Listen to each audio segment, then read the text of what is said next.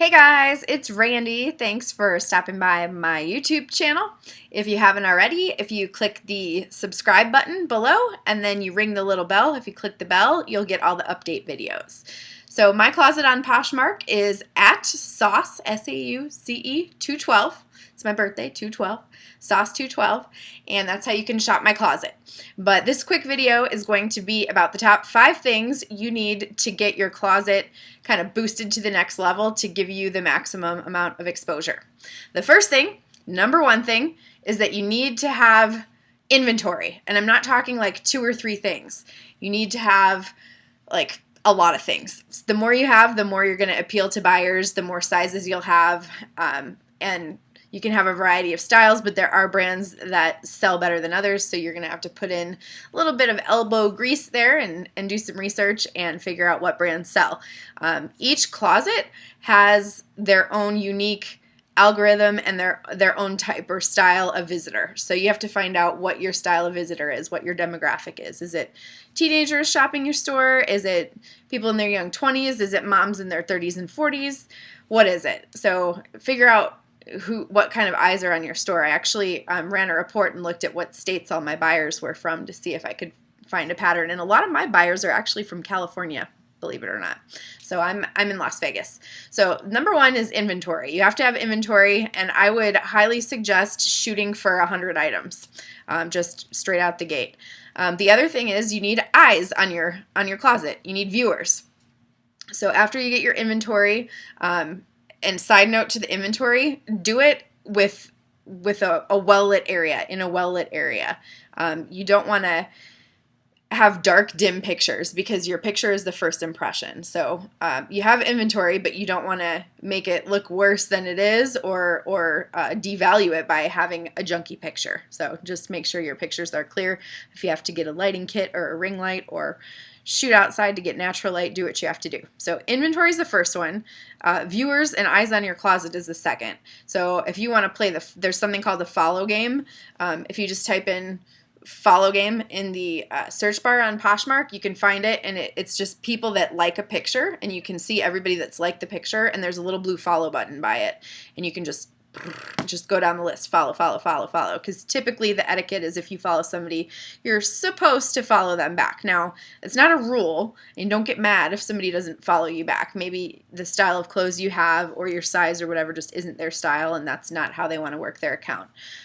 But it's a good idea to follow somebody to get follows back. At a certain point, once you catch your stride, when you click on your closet, you can see how many people you're following and how many people are following you. Ideally, you would want more people to be following you than you're following, unless you're just using the app for shopping. I'm talking strictly from a reseller perspective or for somebody that wants to use Poshmark to possibly do a side hustle or make more money. So first thing was inventory. Second thing is get followers, and you can get followers by following others. And of course using social media to promote your Poshmark closet. Word of mouth. Another suggestion would be like when you ship out a package, maybe write a thank you note and say, come back to my store, and give them the name of your store, or give them the name of your social media account so you guys can keep in touch through cross promotion through social media. So inventory, followers. The third thing that I would suggest that's very important on Poshmark that will help you boost your sales, and it's something that I do, bundle. If you're starting, bundling is basically a way that you can add multiple items to one sale and only pay one shipping cost, okay? But you can, when you take a picture, you can do it bundled in the picture. So you can take the legwork out for your customer, because say you're in the user experience and I'm shopping your closet and I see like 3 different Old Navy tank tops. Okay, it's on me to then say add to bundle, add to bundle, add to bundle. Well, you can take that whole step away and just make it easier for them. If you have some stuff that maybe isn't designer or high-end, like use Old Navy for an example. Say you have like 5 tank tops that have kind of, I don't want to say been overwashed, they still have life left in them, but they're not brand new.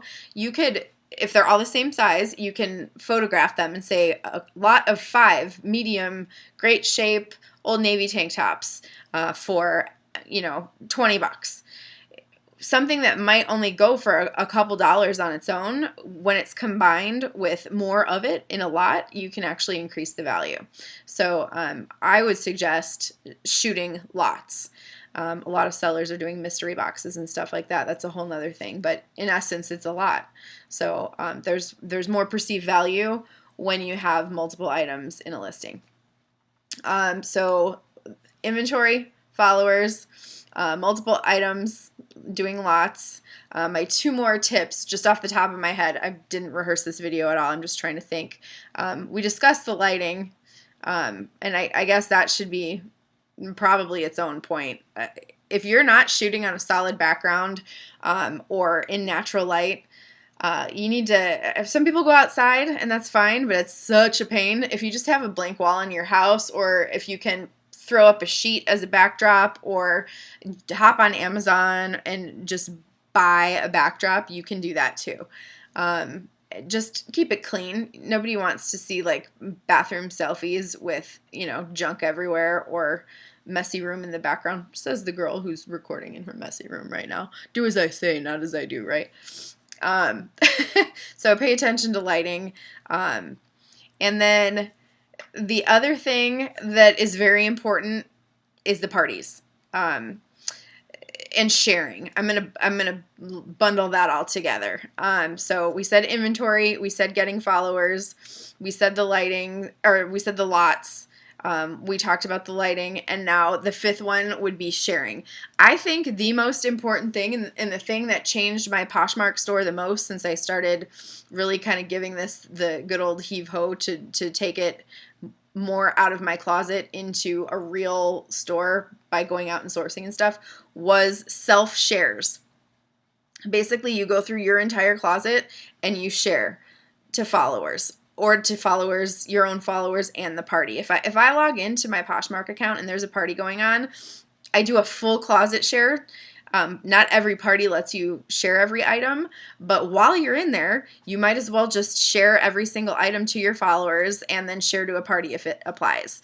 So the Facebook algorithm likes people that are active, and it likes people that make sales. So I would highly suggest like 2 to 5 full closet shares, depending how big your closet is. If you have 800 items in your closet, that's not really going to apply to you. You're going to have to do it differently.